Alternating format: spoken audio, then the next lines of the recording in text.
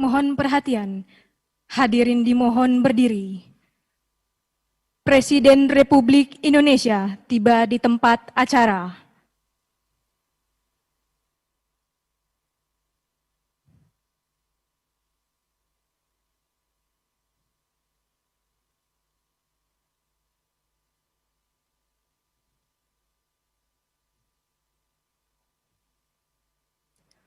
Lagu Kebangsaan Indonesia Raya.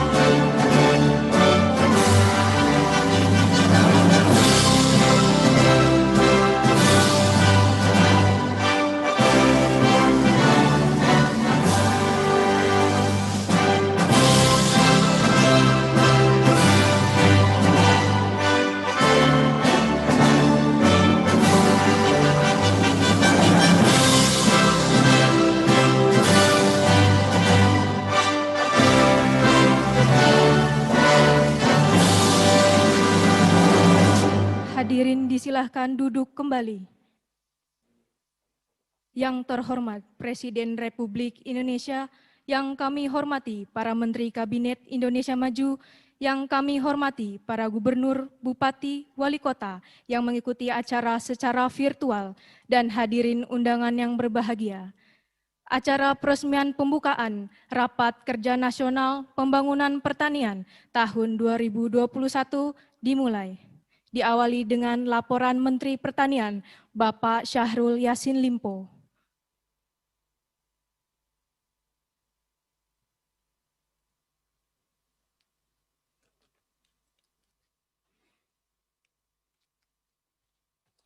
Bismillahirrahmanirrahim. Assalamualaikum warahmatullahi wabarakatuh. Selamat pagi dan salam sejahtera untuk kita semua.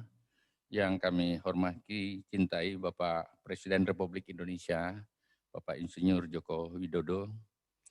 Yang sama kami hormati para Menko, Menteri Perekonomian, Menteri Keuangan, Menteri BUMN, Menteri BKPM, dan Pak Muldoko, Pak Wamen yang kami hormati, Bapak Ketua Komisi 4 DPR RI, para pejabat eselon 1 lingkup Kementerian Pertanian, Gubernur hadir seluruhnya, Bapak Presiden, yang sama kami hormati para bupati juga hadir seluruh Indonesia, Direktur Bulog, PT Bank BRI, PT IPIHC, Ketua Umum Kadin, Bapak Ibu dan hadirin sekalian yang kami sama muliakan. Pertama-tama mari kita panjatkan puji syukur kehadirat Allah Subhanahu wa taala atas segala rahmat dan karunia-Nya kita dapat hadir pada Rapat Kerja Nasional Pembangunan Pertanian tahun 2021 dalam keadaan sehat walafiat. Pada kesempatan yang berbahagia ini, Bapak Presiden kami menyampaikan penghargaan yang setinggi-tingginya kepada Bapak Presiden yang berkenan hadir sebentar memberikan arahan dan membuka acara Rakernas di Istana Negara. Kehadiran Bapak Presiden menunjukkan perhatian yang tinggi terhadap kita semua, khususnya Kementerian Pertanian, lebih khusus para petani yang ada di seluruh Indonesia. Kami bangga Bapak, kami terharu dengan ditempatkan di Istana Rapat Kerja Nasional ini. Bapak Presiden dan hadirin yang kami hormati, perkenan kami melaporkan kegiatan pembangunan pertanian tahun 2021.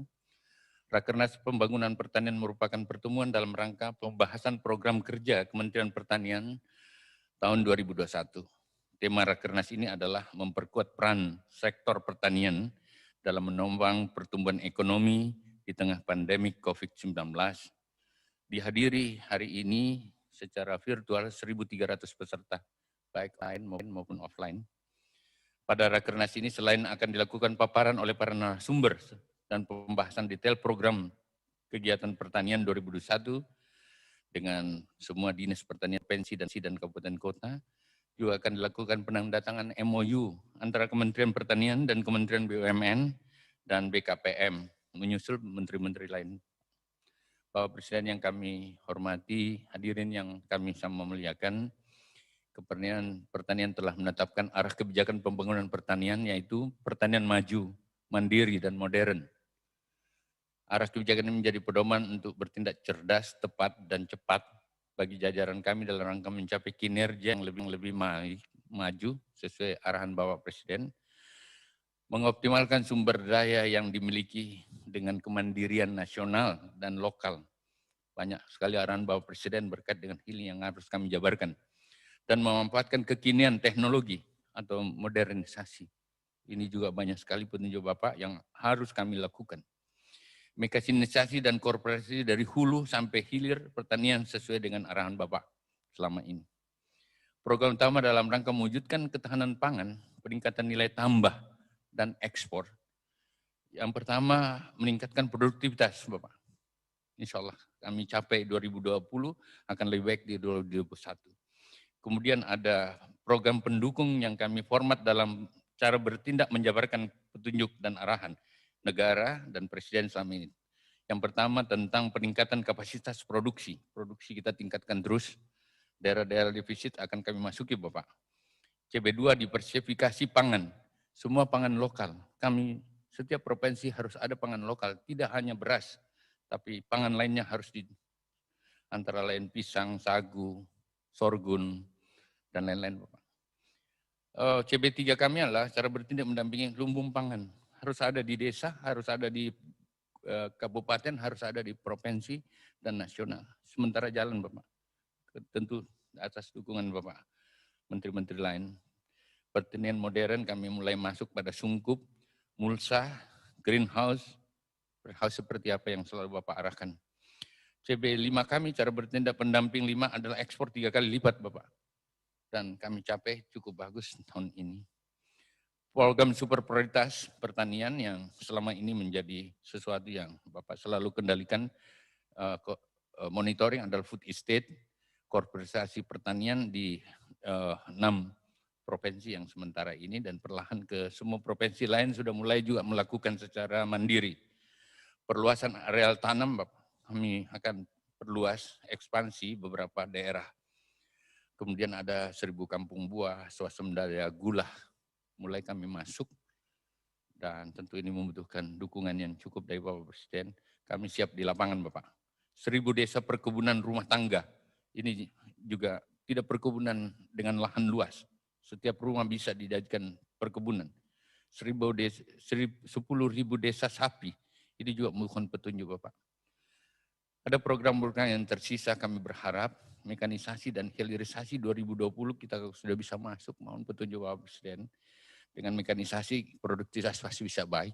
Losis kami bisa turunkan dari 9 sampai 11%, bisa turun menjadi 3 sampai 5%, losisnya saja. Mekanisasi harus kita masuk. Kemudian memang sekolah di 34 provinsi mungkin sesuai petunjuk Bapak Presiden ini perlu, karena sumber daya manusia, keterampilan petani harus kita dukung, termasuk kami mentargetkan 2,5 juta petani milenial yang tentu disekolahkan. Magang ke luar negeri juga akan dilakukan. Ekspor 3 kali lipat menjadi orientasi kami. Saya kira terlalu panjang Bapak Presiden yang kami hormati, Kementerian Pertanian terus mengharapkan arahan dan perintah Bapak Presiden untuk menjalankan tugas-tugas kami. Kami siap bekerja keras di lapangan, kerjasama kami dengan para gubernur luar biasa Bapak. Dukungannya luar biasa, para bupati juga baik. Para menteri mendukung kami, terutama Menteri Keuangan. Bapak Presiden serta hadirin yang kami hormati, untuk mengawali acara rapat kerja nasional kami mohon perkenan Bapak Presiden pada saatnya nanti memberikan arahan sekaligus membuka rakernas ini secara resmi. Kami ucapkan terima kasih yang sebesarnya atas kesediaan Komisi 4 seluruh terus mendampingi kami, Pak. Menteri Keuangan, Menteri BUMN, Kepala BKPM, dan Bapak narasumber akan menyampaikan beberapa presentasi di hadapan seluruh peserta rakernas ini. Terima kasih Bapak Presiden, semoga Allah SWT menilai ibadah apa yang kami lakukan, kita lakukan. Bapak Presiden tetap sehat dan kami mohon petunjuk. Wabillahi taufiq wal hidayah. Sekian. Assalamualaikum warahmatullahi wabarakatuh.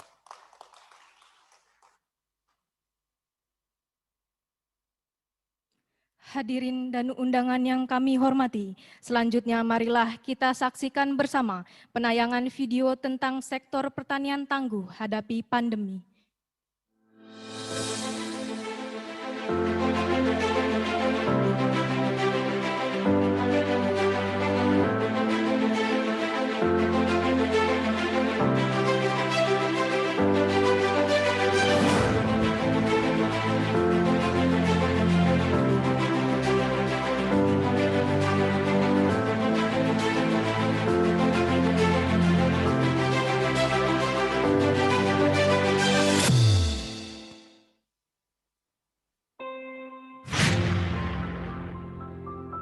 Sebagai negara agraris yang dikenal atas keberagaman pangannya, sektor pertanian di Indonesia sangat diandalkan sebagai sumber mata pencaharian sekaligus pemutar roda perekonomian negara. Berbagai program dan kebijakan pertanian secara konsisten dijalankan agar dapat mencapai dua tujuan beriringan, yaitu peningkatan produksi sebagai upaya pemenuhan pangan bagi 273 juta jiwa masyarakat Indonesia dengan tetap memprioritaskan kesejahteraan petani di dalamnya. Pemenuhan kebutuhan pangan di tahun 2020 terasa semakin tertantang. Kala krisis pangan mencuat akibat faktor cuaca dan faktor pandemi COVID-19 yang melanda dunia. Tidak hanya pembatasan pergerakan tenaga kerja, pandemi juga turut mengganggu distribusi pangan serta daya beli masyarakat. Hal tersebut tentu memberikan dampak yang luar biasa terhadap ketahanan pangan nasional dan pemenuhan kebutuhan pangan masyarakat. Tak ingin kalah dengan situasi yang ada, sektor pertanian secara cepat melakukan berbagai adaptasi untuk mengurai permasalahan pangan yang semakin kompleks. Pemerintah secara sigap menelaah dan membenahi sektor pertanian dengan menciptakan berbagai program yang mengedepankan teknologi dan mekanisasi untuk memanjangkan langkah di tengah keleluasaan yang terbatas. Upaya-upaya tersebut terangkum lewat berbagai agenda-agenda prioritas Kementerian Pertanian yang fokus pada peningkatan kapasitas produksi, pengembangan pangan lokal, penguatan cadangan, dan sistem logistik pangan dari tingkat daerah hingga nasional, serta pengembangan pertanian modern hingga peningkatan ekspor pertanian. Upaya pemerintah dalam melakukan peningkatan produksi dan penguatan cadangan pangan nasional diperkuat lewat program Food Estate yang dicetuskan oleh Presiden Joko Widodo. Sebagai proyek percontohan, Food Estate di Kalimantan Tengah dan Sumatera Utara dibangun dengan pendekatan korporasi petani yang mencakup aktivitas pertanian dari hulu hingga hilir, termasuk di dalamnya sentuhan teknologi pertanian yang mendukung aktivitas tanam para petani hingga kegiatan pasca panen. Kedepan pola ini akan diimplementasikan di berbagai wilayah pertanian di Indonesia. Berbagai disrupsi yang dihadirkan akibat pandemi COVID-19 menjadi bukti bahwa pertanian adalah satu-satunya sektor yang tak gentar menghadapi berbagai situasi. Terbukti di sepanjang tahun 2020, pertanian menjadi satu-satunya sektor yang mampu berkontribusi positif terhadap perekonomian nasional. Saya ingin mengingatkan kita semuanya bahwa di tengah pandemi, sektor pertanian telah menyumbang yang tertinggi terhadap pertumbuhan ekonomi nasional yang dalam posisi mengalami perlambatan. Di kuartal kedua, sektor pertanian tumbuh positif sebesar 16,24%.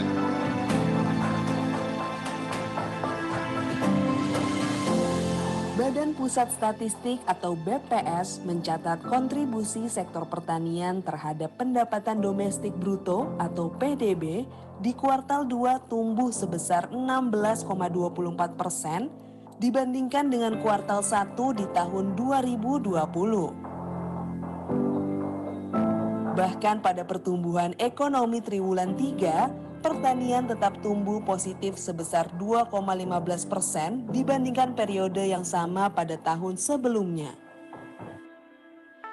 Tidak hanya itu, kinerja pertanian juga terukir lewat data BPS terkait nilai ekspor pertanian yang terus meningkat. Tercatat nilai ekspor pertanian pada periode Januari hingga November 2020 mencapai 399,53 triliun rupiah atau meningkat 12,63% dari tahun sebelumnya. Sebagai salah satu indikator kesejahteraan petani, kinerja pertanian juga tercermin lewat catatan nilai tukar petani atau NTP yang meningkat secara signifikan. Tercatat nilai tukar petani NTP nasional pada Desember 2020 mencapai 103,25 atau naik 0,37% dibandingkan NTP bulan sebelumnya. Berbagai kinerja pertanian Indonesia diharapkan dapat meningkatkan optimisme kita terhadap kekuatan sektor pertanian dalam negeri yang terbukti mampu menjadi penopang ekonomi nasional yang strategis. Sektor yang tidak pernah berhenti menjamin pangan bagi rakyat Indonesia. Kita dukung pertanian kian maju, mandiri, dan modern. Ayo bersama jaga pangan Indonesia.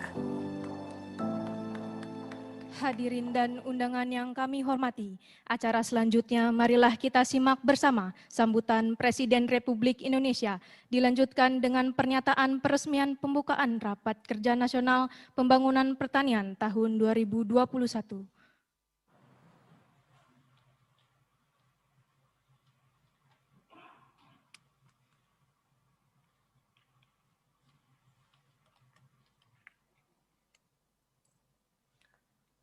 Bismillahirrahmanirrahim. Assalamualaikum warahmatullahi wabarakatuh.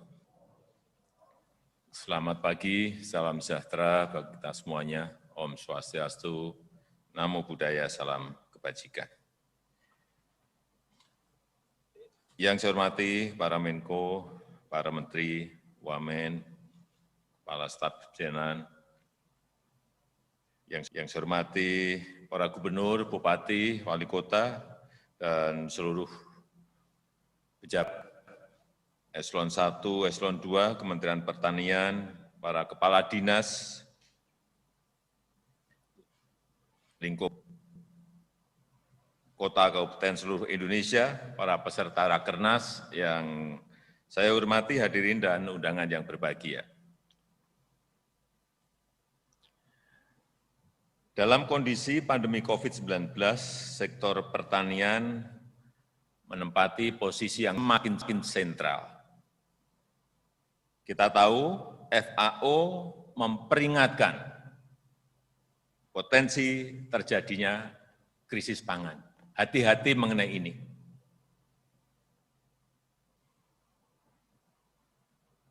Hati-hati. Akibat pembatasan mobilitas warga dan bahkan distribusi barang antar negara, distribusi pangan dunia menjadi terkendala. Dan kita tahu beberapa minggu hari terakhir ini, urusan yang berkaitan dengan tahu dan tempe, kedelai menjadi masalah juga karena tadi yang saya sampaikan. Kita tahu penduduk Indonesia sudah 270 juta lebih. Oleh sebab itu, pengelolaan yang berkaitan dengan pangan itu betul-betul harus kita seriusi. Pembangunan pertanian betul-betul harus kita seriusi secara detail. Terutama, saya ingin menggarisbawahi terutama yang berkaitan dengan komoditas pertanian yang impor. Kedelai, hati-hati. Jagung, hati-hati. Gula, hati-hati, ini yang masih jutaan-jutaan. Jutaan ton. Bawang putih,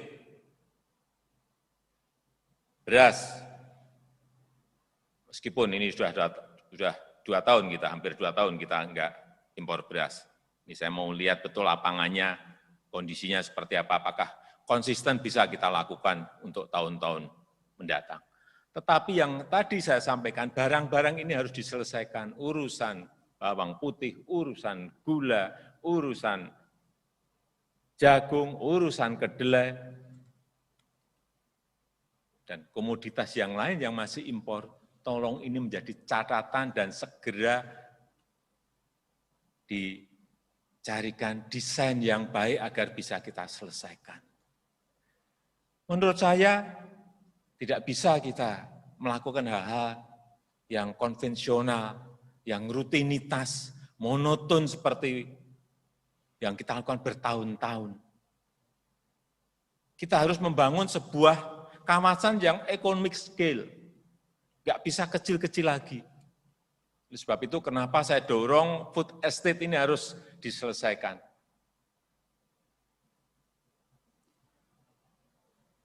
Paling tidak tahun ini yang di Sumatera Utara, yang di Kalimantan Tengah itu selesaikan. Kita mau evaluasi problemnya apa, masalah lapangannya apa, teknologinya yang kurang apa, dan juga dengan cara-cara teknologi, bukan cara-cara konvensional di food estate ini, karena ini akan menjadi contoh. Nanti kalau ini benar, bisa dijadikan contoh, semua provinsi sudah datang kopi aja. Tapi memang dalam sebuah skala yang luas, economic scale, sehingga percuma kita bisa berproduksi tapi sedikit, nggak akan ngaruh apa-apa terhadap yang impor-impor tadi.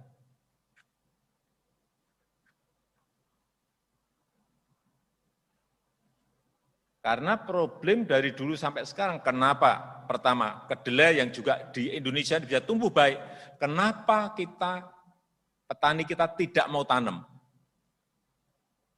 Karena harganya kalah dengan yang kedelai impor. Kalau petani suruh menjual dengan harga yang impor, ini harga pokok produksinya nggak nutup. Sehingga harus dalam jumlah yang besar agar harganya bisa melawan yang harga impor. Bawang putih, kenapa dulu produksi bawang putih banyak dan sekarang petani nggak mau tanam bawang putih?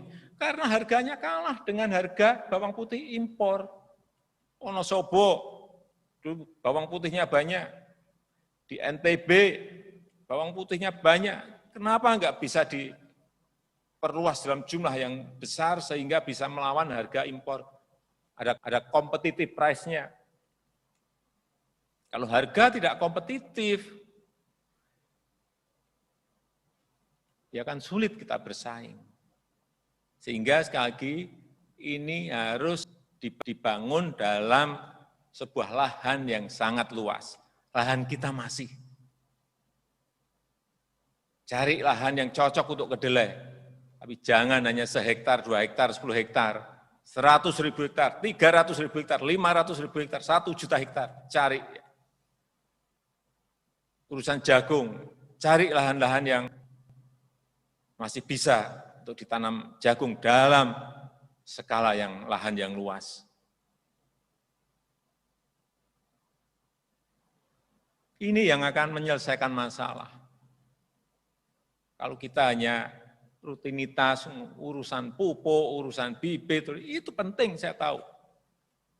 Tapi kalau bisa menyiapkan lahan dalam jumlah yang besar, itu yang akan menyelesaikan masalah. Pupuk. Saya jadi ingat pupuk.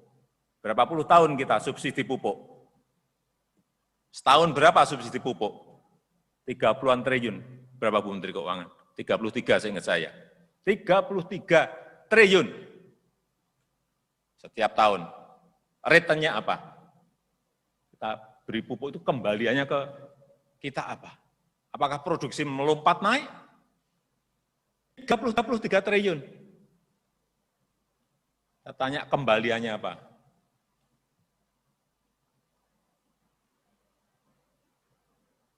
Lima tahun berapa triliun berarti? 10 tahun sudah berapa triliun?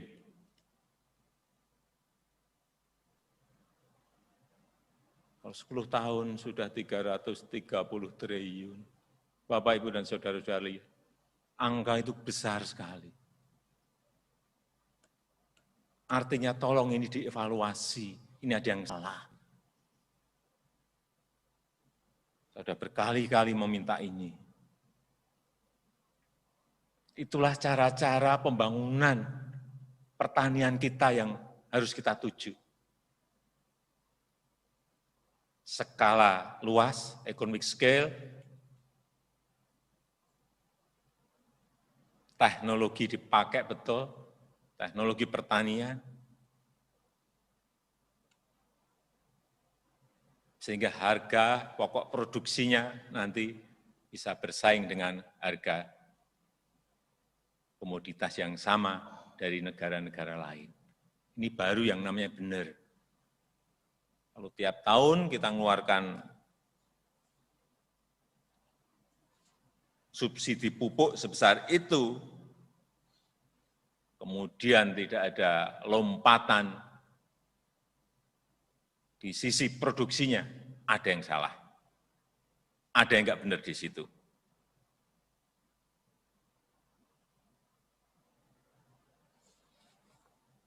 Saya sangat menghargai, ini ada sebuah pertumbuhan yang baik di sektor pertanian, terutama ekspornya, tetapi juga ingat, ekspor kelihatan tinggi itu berasal dari yang banyak, berasal dari sawit. Betul Pak Menko? Hati-hati. Bukan dari tadi.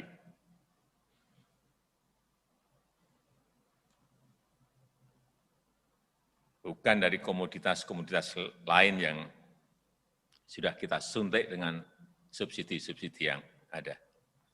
Saya rasa itu mungkin yang bisa saya sampaikan pada kesempatan yang baik ini. Saya minta betul-betul di lapangannya diikuti, sehingga nantinya apabila di 2 provinsi ini, lumbung pangan yang kita bangun, food estate yang kita bangun betul, benar, provinsi-provinsi yang lain akan kita dorong, kita berikan dana dari APBN, tetapi betul-betul ada return ekonomi yang diberikan pada negara. Dan dengan mengucap Bismillahirrahmanirrahim, pagi hari ini saya resmikan pembukaan Rapat Kerja Nasional Pembangunan Pertanian tahun 2021. Terima kasih. Assalamualaikum warahmatullahi wabarakatuh.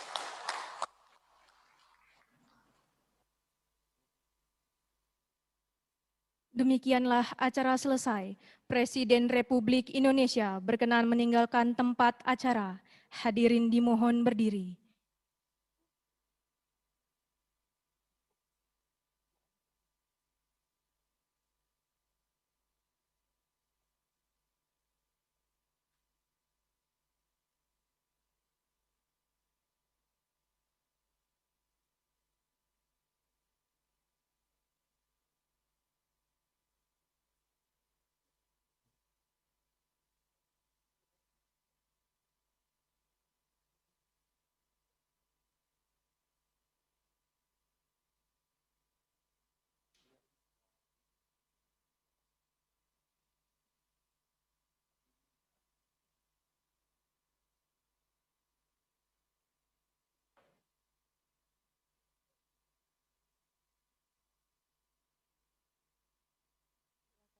Persilakan kepada hadirin untuk duduk kembali.